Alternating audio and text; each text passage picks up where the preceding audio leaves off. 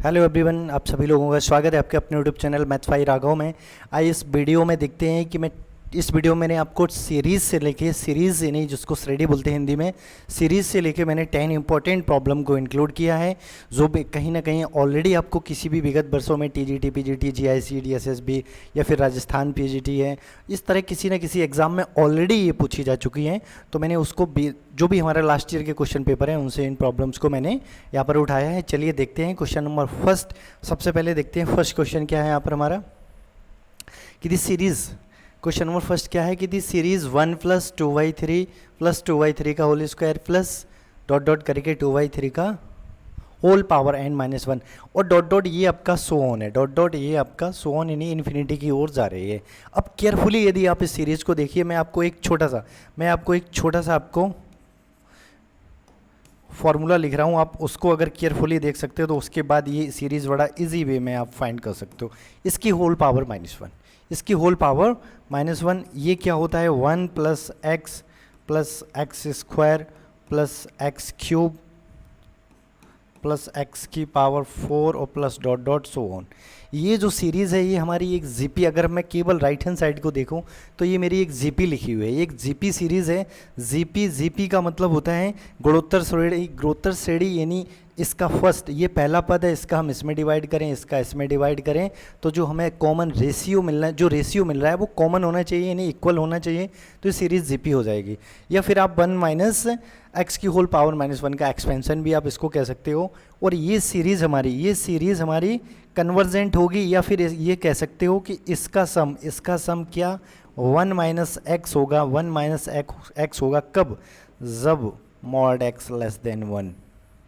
बड़ा इंपॉर्टेंट ये रिजल्ट है। यहाँ पर सबसे ज़्यादा जो फोकस करने वाली बात क्या है, mod x इसकी वैल्यू <1 होने चाहिए। या फिर ऐसे भी कह सकते हो, जैसे mod x को आप हटाओगे तो x का वैल्यू -1 और +1 के बीच में लाई करना चाहिए, तभी सीरीज़ का सम कोई एक फाइनाइट या फिर इस तरह से हम कैलकुलेट कर सकते हैं। Otherwise we can not find the sum of the series in this series. मतलब इसके अलावा अगर कोई आपका x का वैल्यू सपोज इसके बाहर है, इस वैल्यू के बाहर है, इस इंटरवल के बाहर है, तो आप इसको कभी भी अप्लाई नहीं कर सकते हो इनफाइनाइट सीरीज़ में। ठीक है, तो चलिए अगर इससे आपको थोड़ा बहुत ये समझ में आया होगा सीरीज़, तो आप इजीली समझ चुके होंगे कि भाई क्या है। अगर मैं कंपेयर करूँ, फर्स्ट टर्म्स ये अपना फर्स्ट हो गया है, सेकेंड टर्म्स अब इसकी कंपेयर कर लो, सेकेंड टर्म्स 2/3 है और यहाँ पर 2/3 का होल स्क्वायर है।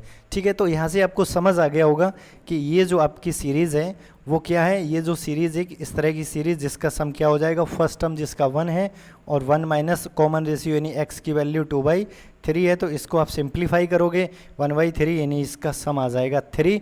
और यदि किसी सीरीज़ का सम, यदि किसी इनफाइनाइट सीरीज़ का सम अगर फाइनाइट आ रहा है तो समझ लेना कि वो कन्वर्ज कर गई। कन्वर्ज का मतलब ही होता है कि कोई आपकी, जैसे कि रे आपने फिजिक्स में पढ़ा होगा कि अनंत से जो किरणें आती हैं वो उत्तल लेंस लगा के हम उसको किसी एक पॉइंट पे फोकस कर देते हैं, मतलब वन पॉइंट पे जो फोकस करते हैं, मतलब वो आपका पॉइंट कन्वर्जिंग पॉइंट कहलाता है। और वो किरणें जो अनंत से आई हुई किरणें जो रेज होती हैं वो कहलाती हैं कि हमारी वो कन्वर्जेंट करेंगे, और वो जिस पॉइंट पे जाके कन्वर्ज करती हैं उसको कन्वर्जिंग पॉइंट बोलते हैं। तो इस तरह से ये जो हम जैसी एन की वैल्यू बढ़ाते हैं, एन की वैल्यू बढ़ाने से मतलब नेचुरल नंबर, जैसे कि यहाँ पर आप एन इसकी पावर बढ़ाते हो, पावर आप इनफाइनाइट आनंद की ओर ले जा रहे हो, लेकिन इसका जो टोटल जो वैल्यू है, वैल्यू क्या, वो एक निश्चित एक फाइनाइट रियल नंबर की ओर जा रही है। तो इस तरह की सीरीज़ को कन्वर्जेंट बोलते हैं। जर्नल ऑफ मीन समझो, डेफिनेशन अपने आप समझ में आ जाएगी, बिकॉज हम बहुत सारी ऐसी हमारी टर्मिनोलॉजी होती हैं, जैसे कि हमारी मदर टंग मातृभाषा हिंदी है, और जैसे इंग्लिश में अगर कोई टॉपिक आता है हम उसे डायरेक्टली रटने का प्रयास करते हैं, डायरेक्टली क्वेश्चन लगाने का प्रयास करते हैं, उसका मेन नहीं समझते हैं। यदि आप उसका हिंदी मेन भी समझ लिया करो तो आई होप मैं इजी कह सकता हूँ कि वो आपको बड़ा आराम से समझ आ जाएगा टॉपिक। जैसे कन्वर्जेंट का मतलब होता है कि अगर हम, जैसे कि यहाँ पर एक वेरिएबल टर्म्स एन होगा, एन की वैल्यू आप बढ़ा रहे हो, इनफाइनाइट की ओर ले जा रहे हो, और वो पूरी सीरीज क्या हो रही है, धीरे धीरे कम हो रही है, कम होते होते वो एक पॉइंट की ओर जा रही है। तो ये जो फीलिंग है ना, जो एक पॉइंट की ओर जा रही है, निश्चित पॉइंट की ओर कन्वर्ज कर रही है, इसको बोलते हैं कि वो सीरीज़ कन्वर्जेंट कर गई। यदि हम कहें कि आप एन की वैल्यू आप बढ़ा रहे हो, जैसे 2, 3, 4, 5 इनफाइनाइट की ओर जा रहे हो, और इस सीरीज़ का जो सम है या फिर जो इसके टर्म्स की वैल्यू है वो भी बढ़ने लगे, तो फिर ऐसी सीरीज को क्या बोलते हैं हम, डाइवर्जेंट सीरीज। और यदि कोई सीरीज ऐसी हो कि जिसमें प्लस माइनस टर्म्स होते हैं, मतलब पहले वैल्यू इंक्रीज हुई, बढ़ी, फिर घटी, फिर बढ़ी, फिर घटी, तो इस तरह से वो डांस कर रही है, तो इसको हम बोलते हैं ऑसिलेट कर रही है, यानी ऑसिलेटरी सीरीज। तो तीनों सीरीज आप जर्नल जो उनका लैंग्वेज है या फिर जर्नल जो नेम है, बस उस नोमेनक्लेचर से अगर आप क्लियर इसको कर लिया तो आई होप जितने रिजल्ट हैं वो इजी वे में आपको समझ आ जाएंगे या फिर उसके साथ साथ चलने लगेंगे। चलिए अब देखते हैं, ये तो आपका सम हो गया है। अब इसको थोड़ा मैं डायरेक्टली एक लॉजिक दे रहा हूँ, क्योंकि हम लोग जीपी एपी मतलब एचपी सब पढ़ चुके हैं, मतलब समांतर श्रेणी, हरात्मक श्रेणी, गुणोत्तर श्रेणी हम लोगों को आती है। हम एक नज़र में इसको पहचान लेंगे कि हमारी क्या है, एक नज़र में हम पहचान लेंगे कि हमारी जीपी है। आप प्लस माइनस मत देखिए, यहाँ पर ये देखिए कि आप ये फर्स्ट टर्म्स, फिर इसको इसमें डिवाइड कीजिए, फिर इसको इसमें डिवाइड कीजिए, ये जो कॉमन टर्म्स आ रहा है ना, वो रेशियो बोलते हैं जिसको कॉमन रेशियो, क्या वो इक्वल आ रहा है कि नहीं। यदि वो इक्वल आ रहा है तो बस इसको मुझे आगे कुछ भी नहीं करना, बिल्कुल दिमाग नहीं लगाना है। कन्वर्जेंट डाइवर्जेंट के लिए ये जो कॉमन रेशियो आया है, बस इसको देख लो आप, क्या इसकी वैल्यू 1 से कम है। यदि इसकी वैल्यू 1 से कम है तो फिर कन्वर्जेंट, और 1 से बड़ी है तो फिर डाइवर्जेंट। यदि इस रेशियो जो आपको दिख रहा है यहाँ पर ना 2/3 की जैसे मैं 3/2 कर दूँ तो इसकी वैल्यू 1 से बड़ी तो ये डाइवर्जेंट हो जाएगी। मैंने 2/3 मतलब इसकी वैल्यू अगर डिवाइड करोगे 3 का 2 में तो आपका 0.66 समथिंग जो भी आएगा, बट ये 1 से कम है। बस इतना मुझे ज़रूरत कितना है कि 1 से कम क्या है बना रहेगा भाई अपने लिए, ठीक है।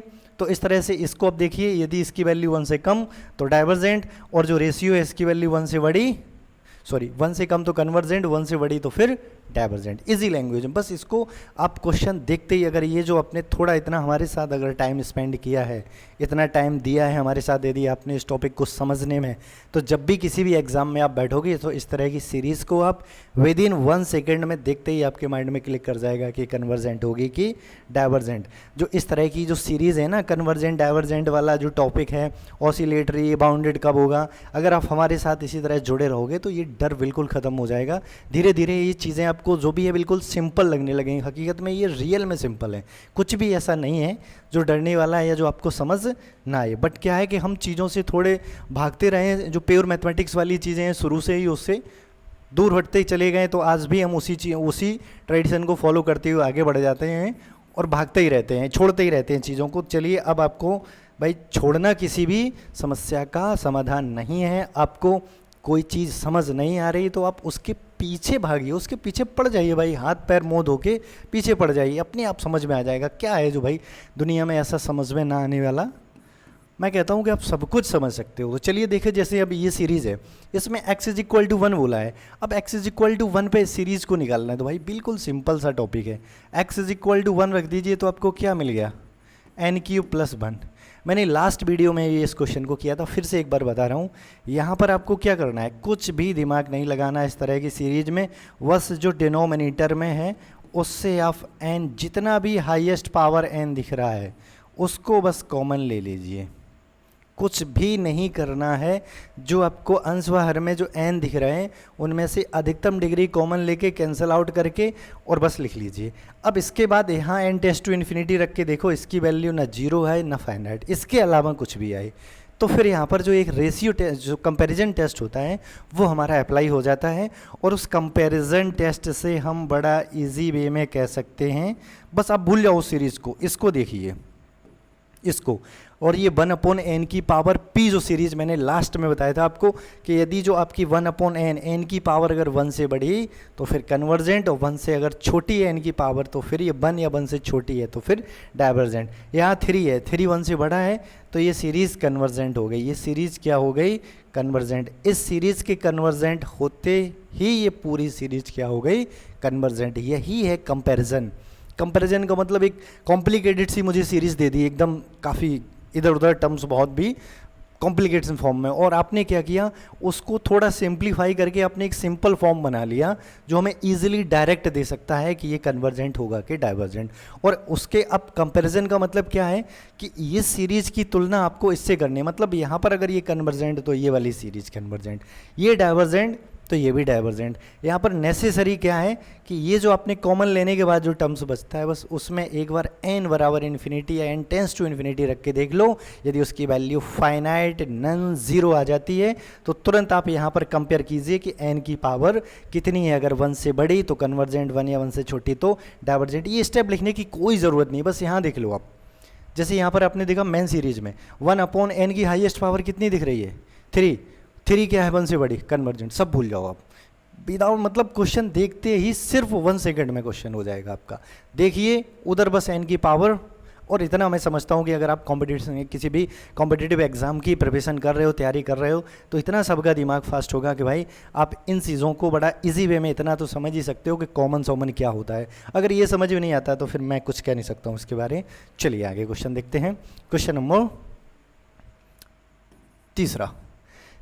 तीसरा क्या है कि दी सीरीज़, ये सीरीज़ है, ये सीरीज़ क्या है, मैं सीरीज़ को एक बार रीराइट कर लेता हूँ क्योंकि यहाँ पर 1 - 1y 2 की पावर 2 प्लस 1/3 की पावर 2 और -1/4 की पावर 2 प्लस डॉट डॉट, इस तरह से ये सीरीज़ आपको दे रखी है। ठीक है, यदि मैं इसका समेशन फॉर्म में आपको कह रहा हूँ कि आप समेशन फॉर्म बनाइए तो यहाँ पर n = 1 to इन्फिनिटी और देखो -1 की पावर n + 1 और यहाँ पर लिख सकते हो 1/n की पावर 2। बड़ा सिंपल सी सीरीज़ है।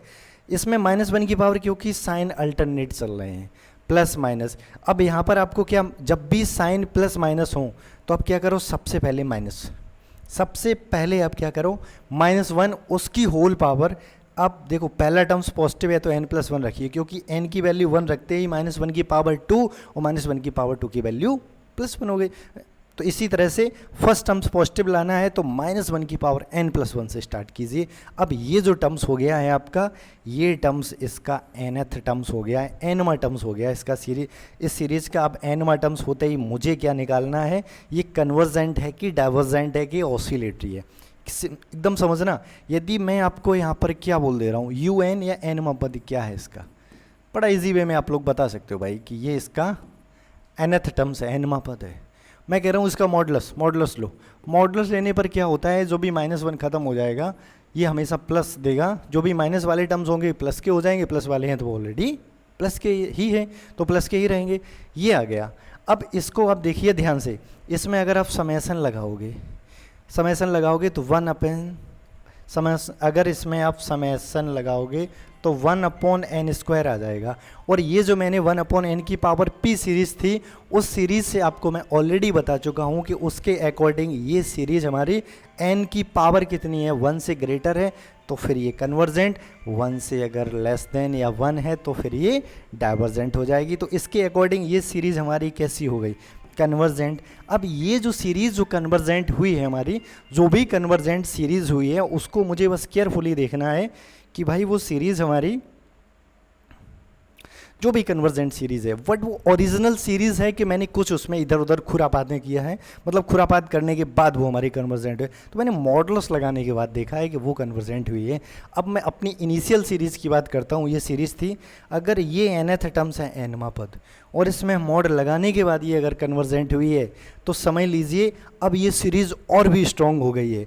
ऐसी सीरीज़ को बोलते हैं हम एब्सोल्युटली कन्वर्जेंट। फिर से एक बार केयरफुली, यदि एक सीरीज इस तरह से लिखी है आपकी an और यदि हम यहाँ पर कह दें कि मॉड an का मतलब nवां पद, an लिखो, un लिखो, xn लिखो, कुछ भी आप लिखो n टर्म्स को, यदि ये सीरीज़ हमारी कैसी हो जाए, कन्वर्जेंट, तो फिर ये जो सीरीज़ होती है ये एब्सोल्युटली कन्वर्जेंट कहलाती है। केयरफुली सुनना, बड़ा सिंपल सी डेफिनेशन है एब्सोल्युटली कन्वर्जेंट सीरीज़ की, कि यदि एक सीरीज़ उसके प्रत्येक टर्म्स में हम मॉड लगा दें, मॉड लगाने के बाद जो नई सीरीज़ बनेगी, जो भी सीरीज़ आएगी, अगर वो कन्वर्जेंट हो गई तो जो हमें प्रीवियस सीरीज़ दी गई थी वो एब्सोल्युटली कन्वर्जेंट हो जाएगी। एब्सोल्युटली मतलब हर जगह कन्वर्ज, कहीं भी उसे कोई प्रॉब्लम नहीं है।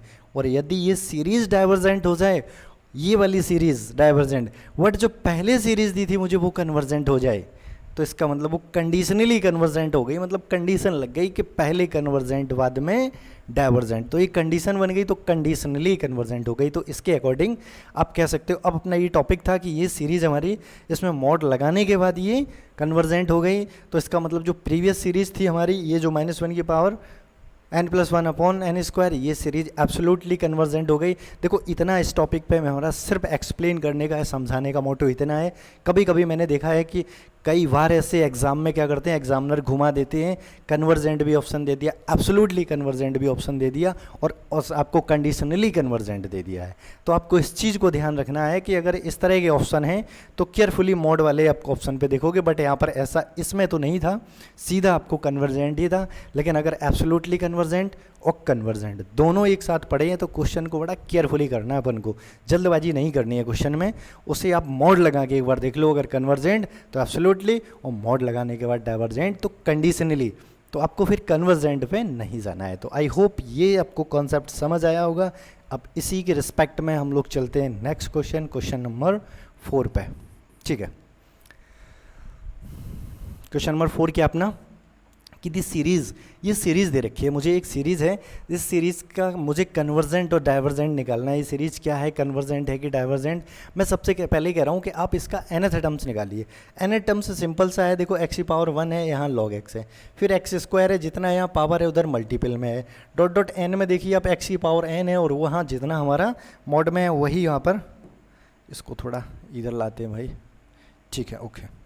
यहाँ पर देखिए आप x⁴n nth टर्म्स में, और log मल्टीपल में n में आ गया। तो सिंपल सा जो आपका ये टर्म्स है, दोनों को मिला के ये टर्म्स ही आपका nth टर्म्स होगा। तो इसमें आपको ज़्यादा दिमाग नहीं लगाना है, सीधा आप an लिख दीजिए, क्या x⁴n log nx, okay, x⁴n log nx, ये nth टर्म्स हो गया है। अब यहाँ से हम एक आपका नया टेस्ट आप लोगों के सामने इंट्रोड्यूस करने वाले हैं, रेशियो टेस्ट। उसके बाद इस रेशियो टेस्ट से इसकी कहानी जो भी है वो आगे बढ़ाएंगे। देखो रेशियो टेस्ट क्या है, ये an है, और यदि n के स्थान पर हम यहाँ पर n+1 रख देते हैं, we can replace of n by n+1। यदि n की जगह n+1 रख देते हैं हम, और फिर इसका लिमिट लेते हैं, limit n tends to infinity. Carefully देखना, यदि n के स्थान पर हम n+1 रख देते हैं और फिर इनका जो रेशियो है इसकी लिमिट लेते हैं, यदि ये लिमिट यहाँ पर देखो पॉसिबिलिटी बन सकती है कितनी, एक तो x की वैल्यू ग्रेटर देन 1, और एक x की वैल्यू लेस देन 1, तीसरी x की वैल्यू इक्वल टू भी 1 हो सकती है। तो यहाँ पर 3 केस बनते हैं। अब बस मुझे केयरफुली ये देखना है कि जैसे x की वैल्यू ग्रेटर देन 1 है, x की वैल्यू क्या है, ग्रेटर देन 1, तो इसके रिस्पेक्ट में ये सीरीज़ हमारी हो जाएगी कन्वर्जेंट, और कन्वर्जेंट को हम शॉर्ट में CVT लिख देते हैं, CVT मतलब कन्वर्जेंट। और x की वैल्यू लेस देन 1 है तो ये सीरीज़ हमारी हो जाती है डाइवर्जेंट, ठीक है। और x = 1 पे इन जनरल बोला जाता है कि ratio test is fail, x = 1 पे रेशियो टेस्ट बोला जाता है कि वो आपका फेल हो गया है। फर्दर रेशियो टेस्ट के बाद उसके बाद हायर रेशियो टेस्ट, राबीज वर्टान टेस्ट, डिमार्गन टेस्ट, ये हम मतलब फर्दर 1 बाई 1 करके अप्लाई करते हैं, लेकिन रेशियो टेस्ट आपका फेल हो गया, बस यहीं आपको रुकना है। अच्छा एक चीज़, अगर ये जो लिमिट वाली आई ना, लिमिट वाली मैं थोड़ा आपको फीलिंग दे रहा हूँ, एक्सप्लेन कर रहा हूँ, जैसे कि ये आपका nth टर्म्स है और नीचे इसके जस्ट बाद n+1वां टर्म्स है। यदि हम देखो 2 टर्म्स है ना, एक n और एक n+1, इनका रेशियो ले रहे हैं। वैसे अगर केयरफुली अकॉर्डिंग टू आप सीक्वेंस देखो, मतलब ये n है और n+1, तो ये ज़्यादा है, बड़ा टर्म्स है, बड़ा मतलब न्यूमेरिकल वैल्यू से नहीं, मैं सीक्वेंस की ऑर्डर से कह सकता हूँ ये बड़ा है।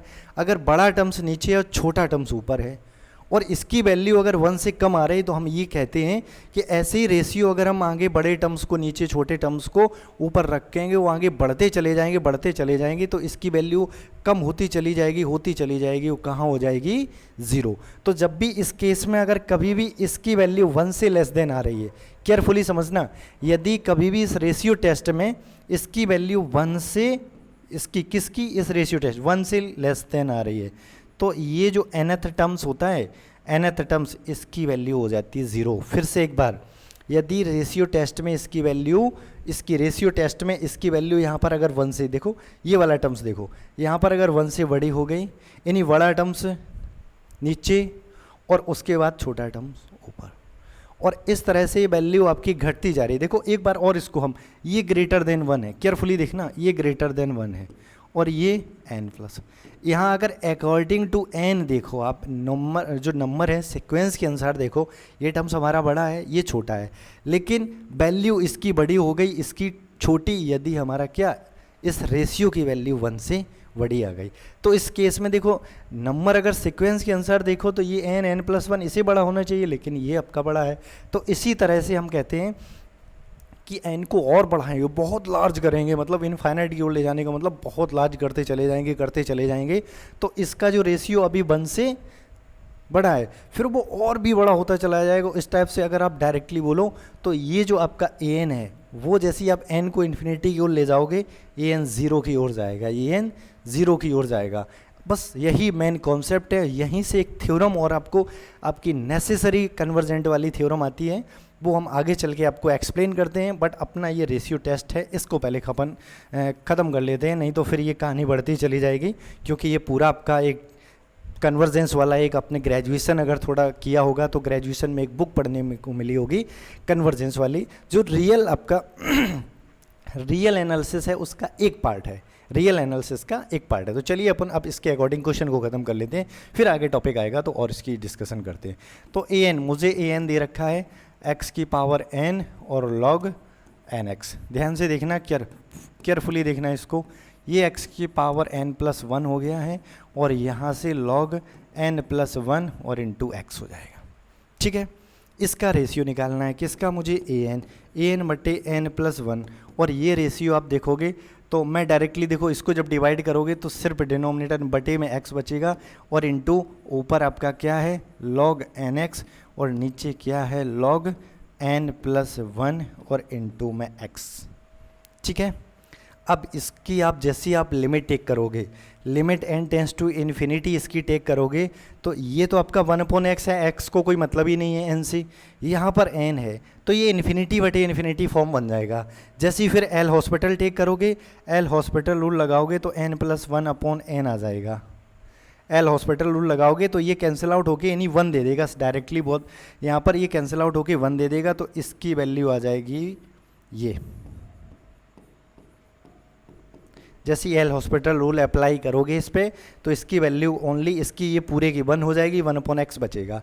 अब देखिए रेशियो टेस्ट क्या कहता है कि यदि ये जो रेशियो है, रेशियो का मतलब nवां पद और n प्लस 1वां पद, इन दोनों का जो रेशियो है, जो अनुपात है, वो क्या हो जाए, 1 से बड़ा हो जाए, तो फिर ये सीरीज कन्वर्जेंट है। केयरफुली देखना, अब अगर ये 1/x 1 से बड़ा है तो x क्या होगा, 1 से छोटा। अब रिवर्स कर दो तो इनइक्वालिटी चेंज हो जाएगी, 1/x आपका 1 से बड़ा है और रिवर्स करने पर या माइनस का मल्टीप्लाई करने पर या आपका रिवर्स करने पर इनइक्वालिटी चेंज हो जाती है, तो x ऊपर जाएगा, ये इधर हो जाएगी, तो x की वैल्यू क्या हो जाएगी, 1 से छोटी। और x की वैल्यू अगर 1 से छोटी हो गई तो ये पूछा क्या था हमारा सीरीज में, भाई यही कहानी हमको डिफाइन करनी थी कि x की किस वैल्यू के लिए ये सीरीज हमारी कन्वर्जेंट होगी। तो मुझे क्या मिल गया, मुझे x इज इक्वल टू क्या, 1, x लेस देन 1, यानी x लेस देन 1 होगा तब ये सीरीज कन्वर्जेंट होगी, और x की वैल्यू अगर 1 या 1 से बड़ी हो गई तो ये सीरीज हो जाएगी डाइवर्जेंट, ये भी समझ लीजिए। तो आगे इस क्वेश्चन को आई होप मैंने इसको अपने अकॉर्डिंग बेटर वे में एक्सप्लेनेशन किया है। अगर आपको फिर भी कोई डाउट है तो आप अपना डाउट कमेंट सेक्शन में भी पूछ सकते हो मुझसे। मैं नेक्स्ट टाइम जब भी वीडियो लेके आऊँगा तो उसको और भी बेटर वे में एक्सप्लेन करते हैं। तो फिलहाल चलते हैं नेक्स्ट क्वेश्चन पे। नेक्स्ट क्वेश्चन क्या अपना, देखो फिर से अगेन ये सीरीज़ है और इस सीरीज़ में थोड़ा भाई टाइपिंग हमारे मास्टर थोड़ा एरर करते हैं बहुत ज़्यादा। ये हमारा यहाँ से इसकी वैल्यू 1 to इन्फिनिटी है, ठीक है, समेसन हमारा 0 to इन्फिनिटी या 1 to इन्फिनिटी कर दीजिए, there is no problem. Okay, अब यहाँ पर आपको एक हम छोटी सी आपको थ्योरम देने वाले हैं, जिस थ्योरम का नाम क्या है, नेसेसरी कंडीशन। क्या, नेसेसरी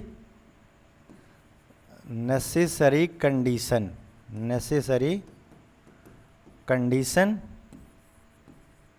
फॉर कन्वर्जेंट। यदि कोई सीरीज़ हमारी कन्वर्जेंट होगी तो उसकी नेसेसरी कंडीशन क्या होगी, मैं आपको वो नेसेसरी कंडीशन बताने वाला हूँ। नेसेसरी कंडीशन केयरफुली देखना, इसको ऐसे लिखते हैं समेसन, अगर ये कोई सीरीज है। और देखो यहाँ पर अगर कोई टर्म्स आपसे नहीं बोला जा रहा है तो आप भी अंडरस्टैंडिंग रखिए कि समेसन में कुछ भी नहीं लिखा है। कभी भी अगर कोई भी आप एग्जाम दे रहे हो तो उसमें अगर समेसन में कुछ भी मेंशन नहीं है और सीरीज बोला है तो समझ लीजिए उसमें इनफाइनाइट टर्म्स हैं। कितने इनफाइनाइट टर्म्स हैं समेसन के अंदर, आपको मेंशन हो या नहीं हो ये बिल्कुल मायने नहीं रखता, आपको समझ लीजिए कि उसमें इनफाइनाइट टर्म्स दिए हैं।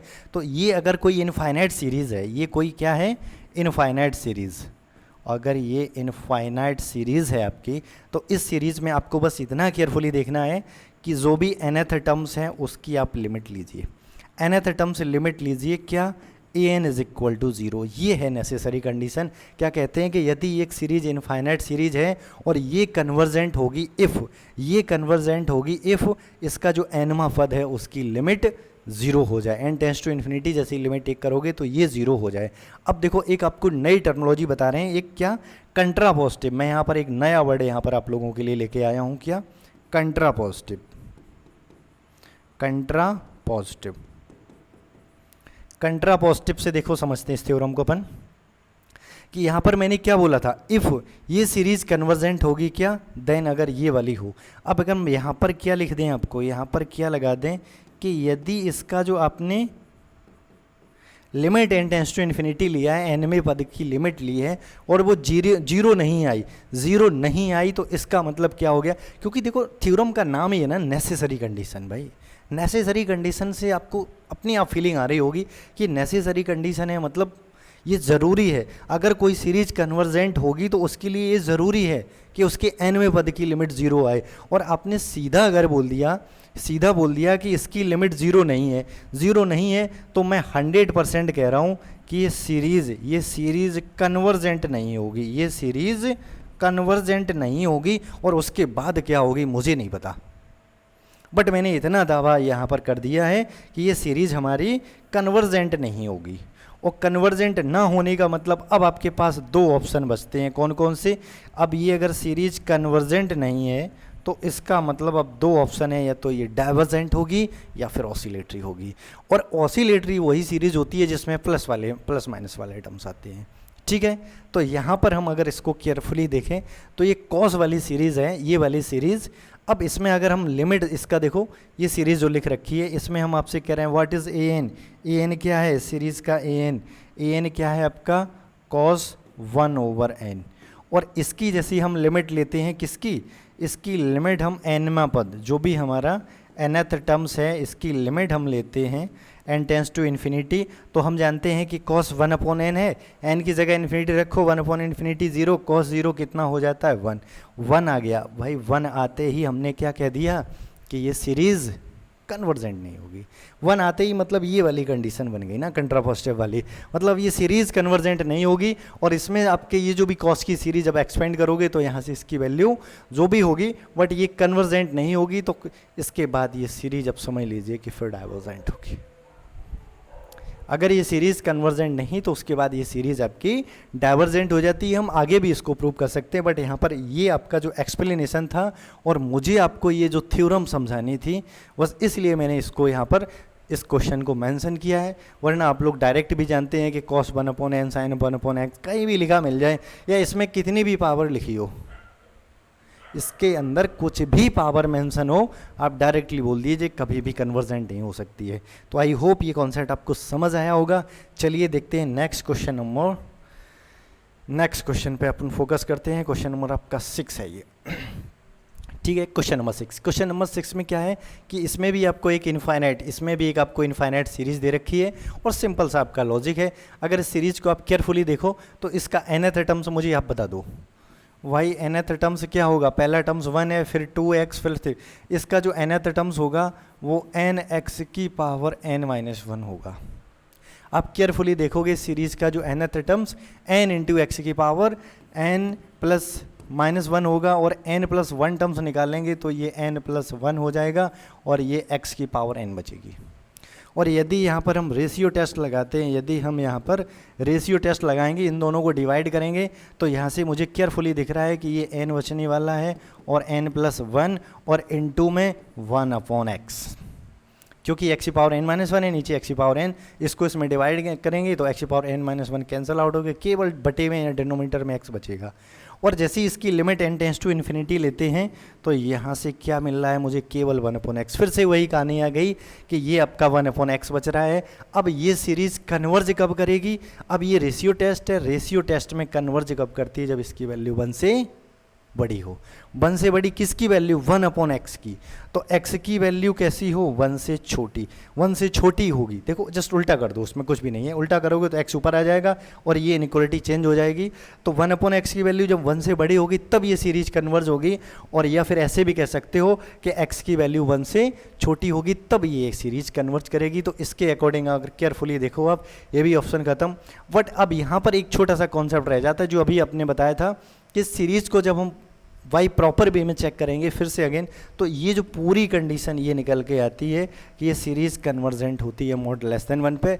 और इसमें लगाते हैं हम डोमेन ऑफ कन्वर्जेंस कॉन्सेप्ट, अगर कभी भी मॉडुलस बिहेवियर निकालना हो तो डोमेन ऑफ कन्वर्जेंस। बट आप यहाँ पर हमेशा समझ लीजिए कि <1 तो -1 से 1 के बीच में ये सीरीज आपकी कन्वर्जेंट करेगी, ठीक है। तो इस तरह से ये जो भी हमारा क्वेश्चन है उसके अकॉर्डिंग आप समझ गए होगे कि सीरीज कब कन्वर्ज करेगी, जब x की वैल्यू मॉडुलस x की वैल्यू <1 होगा। प्रीवियस में इसको मैंने काफ़ी डिटेल में एक्सप्लेन किया है, तो वहाँ से भी आप देख सकते हो। चलिए देखते हैं नेक्स्ट क्वेश्चन, क्वेश्चन नंबर 7। और यदि आपको ये कन्वर्जेंस सीरीज़, यदि आपको कन्वर्जेंस सीरीज़ बुक पढ़नी है तो इस सीरीज़ को, ये जो आपका अब करंट में जो हमारी NEP न्यू एजुकेशन पॉलिसी है, उस न्यू एजुकेशन पॉलिसी के तहत ये जो हमारा सिलेबस है कन्वर्जेंस, जो VSC आपका जो फर्स्ट सेमेस्टर है, उस फर्स्ट सेमेस्टर में जो फर्स्ट बुक है हमारी डिफरेंशियल कैलकुलस, उसमें हमारा इस समय ये सिलेबस में इंक्लूड है ये कन्वर्जेंस बुक। तो एक उसका फर्स्ट यूनिट यही है। तो मैं अपना जो हमारा जो यूट्यूब चैनल है नेक्स्ट हमसफ़र एकेडमी, उस हमसफ़र एकेडमी को मैं बहुत ही जल्द आप लोगों के लिए पूरा BSc फर्स्ट सेमेस्टर का सिलेबस वहाँ पर लाने वाला हूँ 1 by 1 करके, और वो भी आपको फ्री ऑफ कॉस्ट। यदि आप किसी भी एग्ज़ाम की प्रिपरेशन कर रहे हो या आप ग्रेजुएशन कर रहे हो तो आप हमारे उस प्लेलिस्ट में जाके VSc मैथमेटिक्स फर्स्ट सेमेस्टर वाला जो उस प्लेलिस्ट होगा उसको 1 by 1 करके वॉच कर सकते हो। वहाँ से आपको ये पूरा डिटेल में मिलने वाला है कॉन्सेप्ट। तो चलिए फिलहाल अभी हम विदाउट एक्स्ट्रा कन्वर्सेशन के ये अपना यहाँ पर x, इसकी वैल्यू क्या होगी, सीरीज को आगे बढ़ाते हैं, ठीक है। इसमें इन्होंने लिमिट नहीं लिख रखी है भाई, 1 से इन्फिनिटी, ठीक है। ये काफ़ी अच्छा ज़बरदस्त क्वेश्चन है और इसमें एक मैं आप कॉची कंडेंसेशन टेस्ट लगाने वाला हूँ। मैं एक बार लिख देता हूँ, एक बार राइट कर देता हूँ, कौन सा टेस्ट, कॉची कंडेंसेशन, कॉची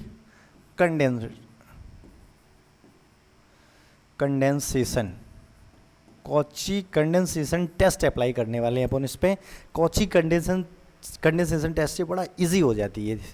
चलो देखते हैं। सबसे पहले मुझे सीरीज़ क्या दे रखी है, सीरीज़ दे रखी है 1/n और log n की पावर p। केयरफुली देखना, 1/n log n की होल पावर p। और जहाँ भी कॉची कंडेंसेशन टेस्ट में मैं क्या, बस जहाँ भी n दिख रहा है n के स्थान पर हम क्या रख देते हैं, n के स्थान पर अपन इसमें रख देते हैं n इज इक्वल टू 2 की power n is equal to 2 की power n, n is equal to 2 की पावर n। अच्छा यहाँ ज़रूरी नहीं है कि आप 2 की पावर n ही रखो, आप a मतलब कोई भी आपका 1 से ग्रेटर कोई रियल नंबर है वो भी रख सकते हो, 3 की पावर n या जर्नल a की पावर n। वैसे आपको किसी भी बुक में देखोगे, स्टैंडर्ड बुक में वो a की पावर n करके ही कॉची कंडेंसेशन टेस्ट दिया जाता है। बट इसको मैं इसी सिंपल वे में एक्सप्लेन करने के लिए, सिंपल एकदम आपको लैंग्वेज में समझाने के लिए मैंने a यहाँ पर जो भी रियल नंबर है उसको मैंने 2 यहाँ पर टेक किया है, ठीक है। तो चलिए देखते हैं नेक्स्ट, इस प्रॉब्लम को डिटेल में समझते हैं। तो उसके लिए देखो कॉची कंडेंस, जहाँ भी मुझे n दिख रहा है n, अगर आप केयरफुली देखोगे n जो दिख रहा है n की जगह क्या रख दीजिए आप, इसमें n की जगह रख दीजिए आप 2 की पावर n। तो ये जो सीरीज़ है या जो ये क्वेश्चन है यहाँ से क्या हो जाएगा 2 की पावर n, और ये log n की जगह 2 की पावर n और होल पावर p। और यहाँ से आप जानते हो log m की पावर n, वो वाला फॉर्मूला लगाएंगे तो इसके अकॉर्डिंग 2 की पावर n और n log टू की पावर p, तो यहाँ से जो सिंपल सा सीरीज बन के आएगा, अब ये जो आ जाएगा एक n की पावर p, और यहाँ से जो आपका 2 log 2, एक बार रीराइट करते हैं इसको भाई, जल्दबाजी नहीं। हाँ, ये जो आपका आ जाएगा क्या, 2 की पावर n, 2 की पावर n और log 2 और इसकी होल पावर n। इसको मैंने अलग क्यों लिखा, इसका हमारा उद्देश्य है अलग लिखने का, क्यों मैंने लिखा ये एक्सप्लेन करते हैं। देखो ये जो 1/n की पावर p है, अब ये जो पूरा आप जैसे ही इसमें कंपैरिजन टेस्ट लगाओगे तो ये सीरीज़ है, ये सीरीज़ आपकी लेस देन हो जाएगी किससे, समेसन 1/n की पावर p से। और हम जानते हैं कि 1/n की पावर p इसको ऑक्सिलरी सीरीज या p सीरीज भी बोलते हैं। इसके अकॉर्डिंग अगर p की वैल्यू 1 से ग्रेटर देन है तो ये कन्वर्जेंट, और p की वैल्यू 1 या 1 से लेस देन है तो फिर ये सीरीज डाइवर्जेंट। तो ये कन्वर्जेंट कब होगी, जब p की वैल्यू कब, जब p की वैल्यू 1 से ग्रेटर देन हो। तो इसके अकॉर्डिंग ये हमारा ऑप्शन नंबर भी हो जाएगा इसका ट्रू। तो चलिए देखते हैं next question. Next question, question number आपका 8 क्या है, दी सीरीज। अब ये सीरीज सिंपल सा कॉन्सेप्ट है, ये आपको आई होप इसमें देखना है कि डाइवर्जेंट सीरीज कौन सी है, डाइवर्जेंट सीरीज कौन सी है, बस वो निकालना है आपको, और आप बड़ा इजी वे में निकाल सकते हो। देखो सबसे पहला अगर मैं केयरफुली इस सीरीज़ को देखता हूँ तो पहली सीरीज़ मैंने आपको कंपैरिजन टेस्ट में सिखाया था, यहाँ से n कॉमन लीजिए आप, ऊपर आपका अंश में या डिनोमिनेटर में n है, नीचे n³ कॉमन लोगे, तो ये जो मैं सीधा यहाँ पर एक्सप्लेन कर रहा हूँ, यहाँ पर आपका आ जाएगा n² ब्रैकेट में जो भी है 1/4 - 2/n³, और इसकी लिमिट लोगे तो 1/4 जो जीरो नहीं होगी, बट मुझे इसकी पावर देखना है, बस खत्म करो, सब कुछ भूल जाओ। जो कॉमन लेने के 1/n की पावर 2 है, 2 की वैल्यू 1 से ग्रेटर देन, तो ये तो कन्वर्जेंट हो जाएगी। मुझे डाइवर्जेंट सीरीज निकालनी है, तो ये तो नहीं होगा इसका ऑप्शन, ये तो कैंसिल आउट हो गया भाई।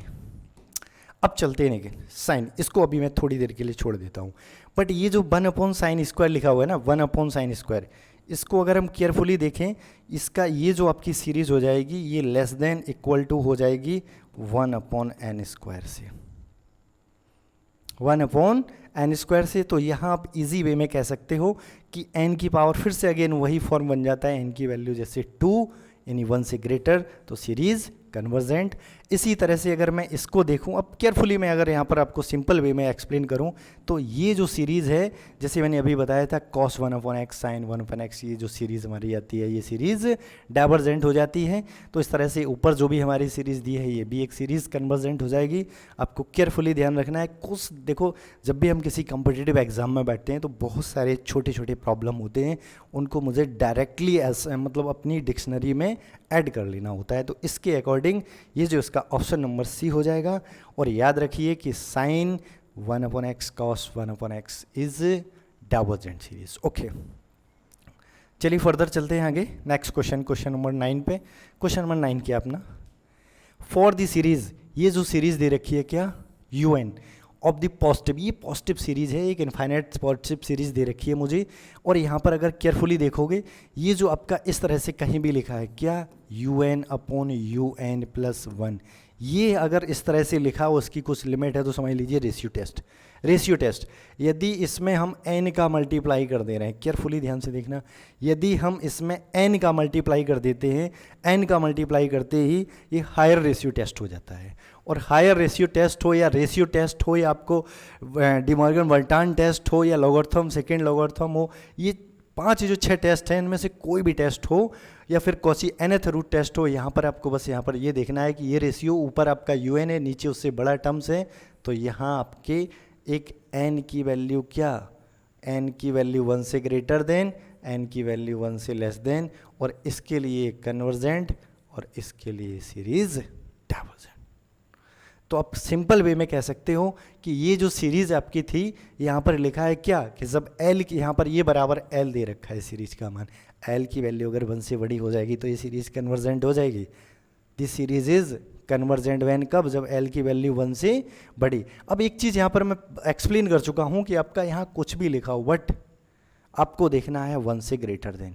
और एक चीज़ यहाँ पर बहुत बड़ा कन्फ्यूजन होता है, मैंने कई बार एग्जाम में देखा है कि ये जो टर्म्स है n+1 ये ऊपर रख देते हैं और UN टर्म्स नीचे रख देते हैं।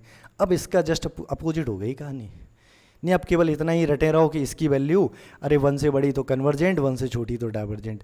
देखो अभी ये आपका यू एन टर्म्स ऊपर है, ये नीचे, इसको हमने रिवर्स कर दिया तो सारी इनइक्वालिटी भी रिवर्स हो जाएंगी। अब जैसी अब यहाँ पर कहानी क्या बन जाएगी, जब एन की वैल्यू लेस देन 1 तो कन्वर्जेंट, और जब एन की वैल्यू 1 से बड़ी तो डाइवर्जेंट, और इस केस में ये कन्वर्जेंट। तो इस चीज़ पे आपको बड़ा ध्यान देना है, इस पे या ध्यान से देखना है। ऐसे छोटे छोटे आपको जो एग्ज़ाम में हमेशा आपको कहीं ना कहीं 1-2 मार्क्स से डिफीट देती रहती हैं, परेशान करती रहती हैं, वो गलतियां नहीं करनी है। आपने अगर ये पढ़ रखा है अच्छे से, इतनी मेहनत कर रखी है, अगर आपने इसको केयरफुली नहीं देखा, आप वही रिजल्ट याद करके उसमें n ग्रेटर देन 1 आप कन्वर्जेंट करके आ गए तो सब कुछ कसरा हो जाएगा भाई।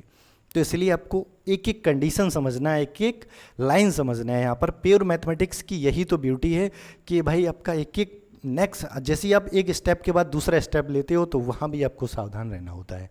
तो आई होप ये जो आपको समझ में आ गया होगा। तो इसका ऑप्शन नंबर हमारा क्या हो जाएगा, ऑप्शन नंबर इज ट्रू। अच्छा फर्स्ट टर्म देन, ठीक है, इसमें आपको ट्रू पूछा था, कौन सा आपका ट्रू है। तो इसके अकॉर्डिंग आप देख सकते हो कि जब L की वैल्यू 1 से ग्रेटर देन हो तो कन्वर्जेंट हो जाएगी। अच्छा यहाँ पर इसमें आपको जस्ट L लेस देन दिया था, तो ये तो आप समझ गए, देखते ही डायरेक्ट पॉसिबल ही नहीं है। L इज इक्वल टू 1 के लिए भी पॉसिबल नहीं है। जब ऊपर मुझे कंडीशन मिल रही तो एनुटी का कोई ऑप्शन नहीं बनता है। चलिए इस वीडियो का देखते हैं सबसे last question, last and final इस वीडियो का जो भी हमारा लास्ट क्वेश्चन है, और इसको देखते ही अपन नेक्स्ट वीडियो में जैसे ही मैं आपको अपनी सीरीज़ में, इसी सीरीज जो टीजीटी पीजीटी की हमारी सीरीज है उसके रिस्पेक्ट में जो आप लोगों को नेक्स्ट वीडियो में लेके आने वाला हूँ, उसमें जो आपके लेके आएंगे वो मैट्रिक्स के क्वेश्चन आएंगे। जो भी हमारा मैट्रिक्स का जो इंटर का जो हायर लेवल का पार्ट है, या फिर जो ग्रेजुएशन का कॉन्सेप्ट है, जो आपका आइगन वैल्यू आइगन वेक्टर वाला, वो पूरा कॉन्सेप्ट इंक्लूड करते हुए नेक्स्ट वीडियो में करीब हम मैट्रिक्स से रिलेटेड एटलीस्ट आपको 5 to 10 वीडियो लेके आने वाले हैं, 10 क्वेश्चन में, जिसमें लगभग पूरा जो थ्योरी है वो अपना कवर कर लेंगे। चलिए देखते हैं। तो इसका nth टर्म्स निकाल लीजिए भाई। सबसे पहले इसका nवां पद निकाल लीजिए, मैं यहीं लिख देता हूँ। इसका जो nth टर्म्स है आपका, वो देखो ऊपर आप ध्यान से देखो 2n-1 लिखा है, नीचे क्या लिखा है, फर्स्ट को देखोगे n, और सेकेंड को देखोगे क्या n+1, और थर्ड को अगर देखोगे तो n+2। अच्छा ये सब मैं कैसे निकाल लेता हूँ, ध्यान से देखिए। ऊपर जो सीरीज लिखी है आप अलग से टर्म्स को लिख लीजिए, जो ऊपर लिखे हुए हैं टर्म्स 1, 3, 5, ऐसे आप अलग से टर्म्स लिख लीजिए। और फिर उसके बाद आप क्या करो, ये जो सीरीज क्या है, ये सीरीज एक आपकी क्या है, समांतर श्रेणी है, AP है। इसका nवां पद निकाल लो।